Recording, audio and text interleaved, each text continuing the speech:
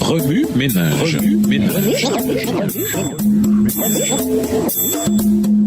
Bienvenue dans votre émission Remue ménage. Nous voilà mardi 19 juillet. Transformer le monde, le rôle de l'Église. Lisons Matthieu 5, les versets 13 à 16. Matthieu 5, les versets 13 à 16. Vous êtes le sel de la terre. Mais si le sel perd sa saveur, avec quoi la lui rendra-t-on ? Il ne sert plus qu'à être jeté dehors et foulé aux pieds par les hommes. Vous êtes la lumière du monde.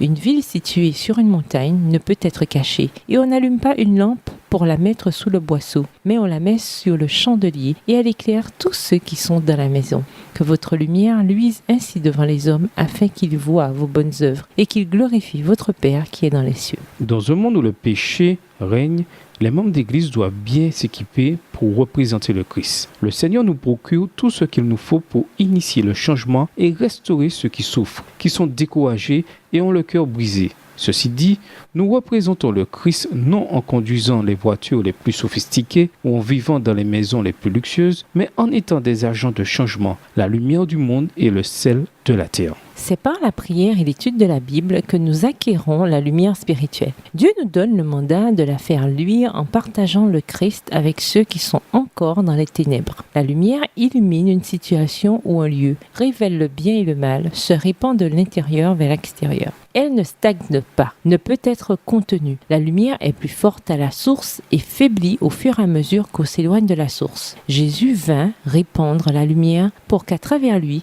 nous puissions discerner Dieu ainsi que la vraie nature de l'humanité. Tous ont la lumière en eux. On peut choisir de la faire luire ou de la cacher. Si on la cache, elle finit par disparaître. Utilisez votre lumière dans votre sphère d'influence. Si vous êtes aux études universitaires, faites luire votre lumière sur vos camarades de chambre, vos profs et vos camarades de classe. Aidez-les à solutionner leurs problèmes en leur donnant des conseils en harmonie avec la Bible. Demandez à Dieu de vous guider par le Saint-Esprit et faites luire votre lumière constamment par vos paroles et vos actes afin d'attirer vos semblables à la source divine de la lumière. Jean 1, verset 9. En chimie, l'étude du sel est un sujet intéressant. Le prof attire l'attention des étudiants sur ses propriétés et ses applications. En cuisine, le sel est un ingrédient ordinaire, mais un manque de sel peut ruiner un repas. De même, les chrétiens doivent posséder les qualités du sel. Le sel est un agent de conservation. Il est puissant, mais passe inaperçu. C'est un agent de changement. Une petite pincée de sel peut faire toute la différence.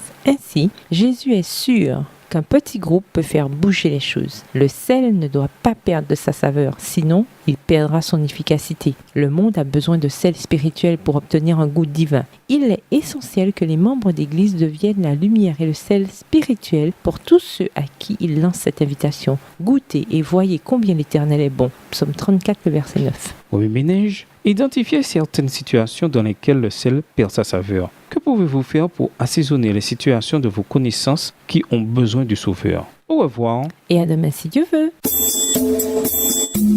Remue ménage.